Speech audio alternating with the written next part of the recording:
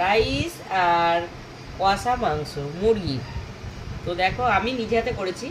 তো গাজর, বিনস আর ক্যাপসিকাম দিয়ে করেছি। দেখো অল্প রাইসটা নিয়েছি। কিন্তু খুব ঝুরঝুরে হয়েছে দেখো। দেখো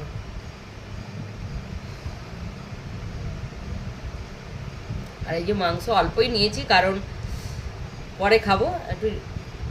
দেখো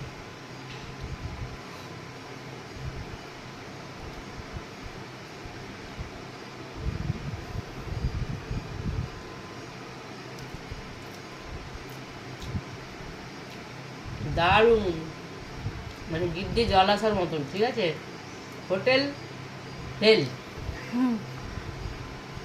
হোটেল ফেল, ঘরে রান্না করছি। দারুণ দারুণ দারুণ। ভালো লাগলে প্লিজ লাইক, সাবস্ক্রাইব